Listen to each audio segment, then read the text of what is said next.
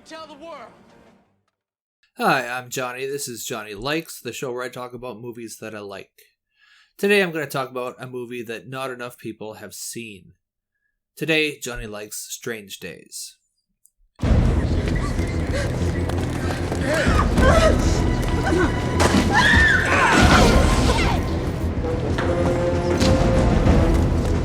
Strange Days was directed by Kathryn Bigelow, and it was written by James Cameron and Jay Cox. I'm going to do some spoiler talk a little later on. I'll make it very clear. If you haven't seen the movie, I would say go into it knowing as little as possible, as I usually recommend. I will advise that this one has some graphic sex and violence, so beware, and there is one scene that is especially disturbing to watch. The basic plot is Ralph Fiennes plays Lenny Nero, a former cop turned street hustler who is selling illegal tech in order to make ends meet, and he comes across something that he shouldn't have seen and finds himself in over his head. This movie was released in 1995, and it was a massive financial flop. And it got kind of mixed reviews from critics. Some really liked it, some were lukewarm on it. None of that really matters now. It's almost 30 years later, and the most interesting thing about the movie is its vision of the future. So it was made in 95, and it takes place 4 years forward. But it feels much more like 10 or 15, at least it did then. And so it's especially interesting to see 30 years later what they got right about the future and what they got wrong. One of the things they got right was the ability to record one's experiences and share them. What they got wrong about that was that it would be illegal in black markets, when instead people share them for free or for a small fee. Another thing they got unfortunately right is the tensions between the police and the general public. It's too bad about that one. Another little detail they got right was how the squid machine, the thing that records the experiences, how they looked actually scuffed up and a little bit used instead of tech that is come right out of the box, as it often looks in sci-fi movies, or at least futuristic movies. It's a little thing, but it makes all the difference. The movie feels like this world is real, and it's an actual place that people live in. Feels like real life because there is no overarching bad guy controlling everything and oppressing everyone equally. Instead, it's the system that is actually oppressive, and everyone is kind of affected differently by it. And in many ways, this film felt how 1999 actually felt. So I love the look of this movie. It's got style and atmosphere to spare. There's a tension that permeates it like a smog throughout the whole film. Even though the look of the film itself is very colorful, with the clubs and streets being very well lit, with seemingly no dark corners. And there's often like a colorful background lighting. Nevertheless, it still has this sense of darkness and danger that just never seems to leave. The film does look very much of its time. I'm not saying it hasn't aged well, it's just looks like a near 30-year-old movie. The styles of the time in terms of fashion, aesthetics, and filmmaking are all very mid-90s. They're forward-thinking mid-90s, but they are all very much mid-90s. What I mean about the filmmaking is that there are some tropes here that show up that made me chuckle a little bit, because at the time you don't realize that these things are kind of cliches. For instance, there's a shot with like a big rotating blade in the background. And that's a classic, like, 80s to mid-90s thing. Another one would be when the cops show up, there's always, like, a legion of cops instead of, like, 1 or 2 cars as it would be. Or even just this little shot of Lenny driving through smoke on the street. Like, you've seen that before. And even with these and other cliches being used, the film still manages to feel original and smart. Minor spoilers, watch the first 3 minutes of the movie, whatever. So the opening scene gets your blood pumping. We witness a robbery take place in real time from a first-person perspective, and the robbery goes very wrong for the robber. This leads into Fiennes doing a natural, but nonetheless needed, exposition dump. He tells us who he is, what he does, and explains the tech and kind of how it works. So the idea of the tech is that you can wire yourself up to record your experiences and then share them with others on little tiny CDs. What is all this squid shit anyway? Superconducting quantum interference device, SQUID. The receptor rig, when I'm putting on your head, sends a signal to the recorder. We call it being wired, but there's no wire. It's a pretty cool idea. And the writers sure thought so too, as they make sure that we know exactly what these things are and kind of how they work. That's pretty much it for actual tech innovation stuff. Not a lot is all that difference between 1999 and 1995. The acting in this was quite good. Ralph Fiennes was excellent as Lenny Nero, the down-on-your-luck former cop who's a bit of a loser, and he kind of knows it. He can't seem to get over his ex, and he has to sell illegal tech in order to make ends meet now that he's not a cop. And he wakes up at like 2 in the afternoon and has popsicles for breakfast. Despite all this, we still feel for the guy, as he has a good heart. Angela Bassett was also very good as Nero's kind of reluctant friend. We find out a little bit later on that Nero did her a kindness when he was a cop, and she is kind of a soft spot in his heart for him ever since. And he doesn't make being his friend very easy, as whenever he screws up, he comes to her asking for help. And this, in turn, is starting to affect her livelihood. And we can see her struggle as she wants to help him, but she also needs her job. The supporting cast was good as well. Tom Sizemore was enjoyable as Lenny's kind of only other real friend. Another former cop who was down on his luck. Vincent D'Onofrio was pretty menacing as the crooked cop. Juliette Lewis was typically wild as Nero's former flame. Michael Wincott was well played as the club owner and Lewis's new boyfriend / manager. This whole film is just a little bit odd. I find it hard to classify. It's not a dumbed-down action movie, but neither is it a pretentious art house film. It's not a straight-up sci-fi, but it does have some sci-fi elements in it. It's got action, but is it an action movie? It's got cool original ideas, but it's also got some cliches in there. Maybe it's a thriller. There's just really nothing else that has quite the same feel as this. Kind of the closest I can come in comparing a film to it would maybe be like Rising Sun, thriller from a few years before this. It's got a high-tech angle and some sexual deviancy in it, but even that isn't all that close to this film. So I gotta say, this movie is unique, and I think it's been pretty influential to those who have seen it. And it even feels a little bit ahead of its time. Speaking of its influence, there was a movie a few years back called Reminiscence with Hugh Jackman. And as I was watching that one, I was just laughing as to like how much they just wholesale ripped off from Strange Days. It's pretty blatant, that's for sure. I guess let's talk the soundtrack next.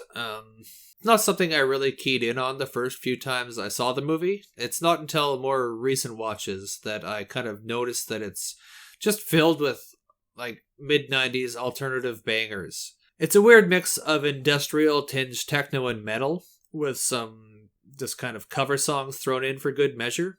Like 1 minute they'll be playing Lords of Acid and Marilyn Manson and Skunk Anansi, and the next it'll be Juliette Lewis doing a cover of PJ Harvey. So it's this odd industrial eclectic alternative mix. I don't know, it just sounds very mid-90s. If you don't know the music history, there's like a couple of years there where everyone really thought that this kind of sound was going to just take over, and it just never really caught on in North America. I know it was much more popular in Europe, but in North America, the whole techno thing just was never as big. And it's very much a mid-90s sound in this movie. Like, it's distorted guitars with drum machines and synthesizers with probably some shouted vocals. It's just another aspect of the film that I found to be unique. There doesn't seem to be that many movies with like an industrial tinge soundtrack to them. Like, I can think of kind of a couple, but if you can think of other mid-90s industrial tinge soundtracks, let me know in the comments. I'm curious. Alright, welcome to Spoiler Town. I'll have the graphic above my head until we exit Spoiler Town. Now, this film was made in 1995. This was before both Tupac and Biggie were killed. And they weren't killed by the police, probably. So the whole influential hip-hop artist getting killed thing is just kind of interesting in its prescience, I guess. Even though I suspect that this aspect of the story was probably inspired more by the Rodney King verdict and the aftermath from that than anything else. It's just an odd little thing that they would have this like a year or two before those guys went down. They do seem similar to, I can't remember the guy's name, Chaos, K-Rock, what? Something One, Vision One. I can't remember the rapper's name. I'm not looking it up. Maybe I'll pop it around my head like I'm an idiot. Yeah, so that dude. That was pretty on the nose. And seriously, if the police had killed Tupac and Biggie, even if it got found out today, I think there might be some low-key riots. But if it found out like 1997... oh man, it would have been wild. So another fun thing that this movie had was Michael Wincott, Vincent D'Onofrio, and Tom Sizemore all playing bad guys in the same movie. These are guys who aren't known for necessarily playing the most friendly people in film. And to see them all in one was just kind of amusing to me. So, of course, the hard to watch scene that I mentioned earlier. This is the one where Iris is hooked up to the squid machine, but it's like feedback looped type thing where she is seeing and experiencing her own assault and death through the eyes of her killer. It's a pretty rough scene, and it has stuck with me ever since I first saw it.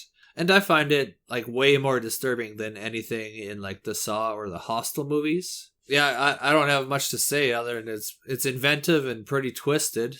So I guess on a slightly lighter note, I also enjoyed the scene where D'Onofrio is chasing down Iris in the subway, and she jumps onto the subway car, and he starts chasing her down on this while the subway is taking off like Terminator style, and like rams his hand through the glass and rips off her wig and then starts shooting at her through the door like a frickin' psycho. Yeah, that shit was dope, yo.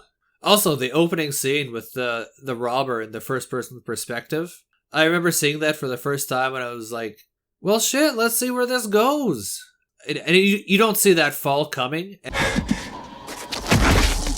Oh no! Oh, grab me, man! Grab my hand! I'm about to die! You're gonna die! Come on, you motherfucker! God damn it, you know I don't deal in snuff! And I had much the same reaction as Lenny's the first time. I was like, ugh! Just because it like genuinely was shocking. The geek side here for a second, but they had to design like a special camera just to make this happen, like an early GoPro, just a little mini guy. So that's kind of cool, all for this little scene and the other POV stuff. Oh, the scene where they almost drown in I don't think it's a limo, in the car after it gets set on fire. That was pretty tense. I'm not a huge fan of drowning or being set on fire. This particular scene just further reinforced that particular sentiment. This is bad. The gas tank's gonna go any second.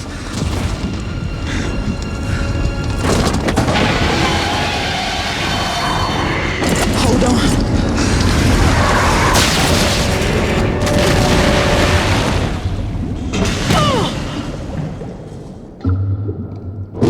I was actually really excited when I saw this scene recently because I did a review of The Crow a while back, and I talked about how there was a scene in that where they set a car on fire and drive it off the end of a dock, and I was like, I'm sure I've seen this in other movies, and I just couldn't think of where I'd seen it. And now it's here, and it's evidence that I'm not crazy, which is so validating, because in that review I talked about how I thought The Crow was influential, and it had all these cool shots, and I couldn't find the shots. Scenes they'd done in other movies, and now there's actual evidence.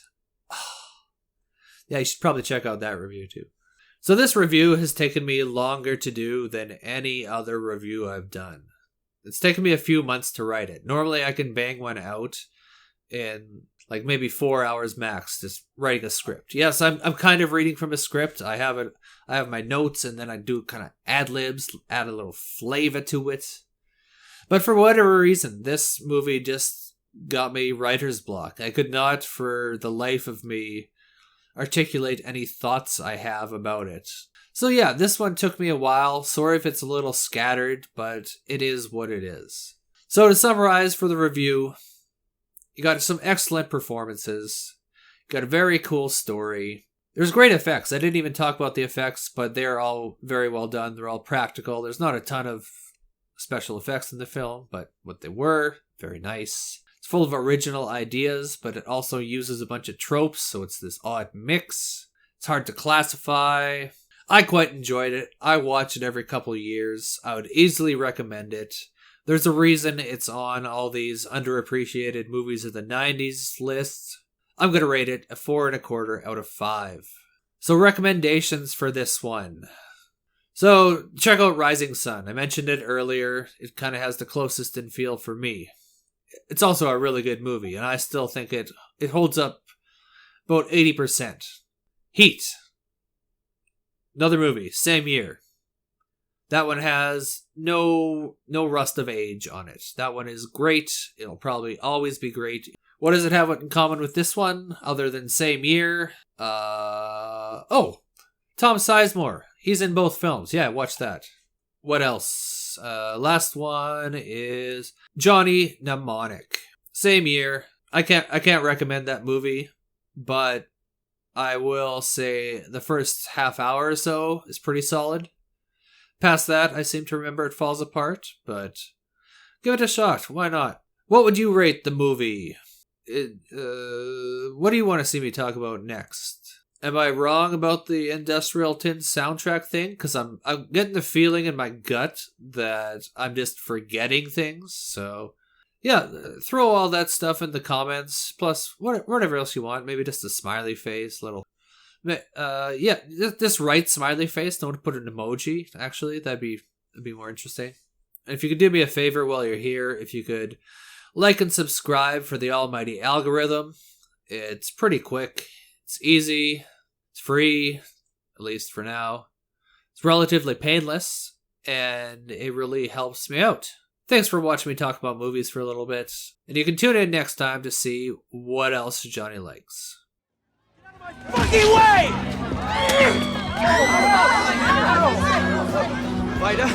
Vida, not now, baby.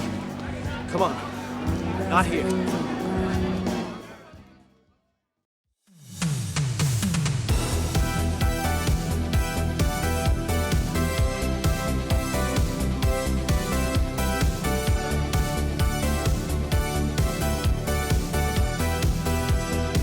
You tell him, Johnny.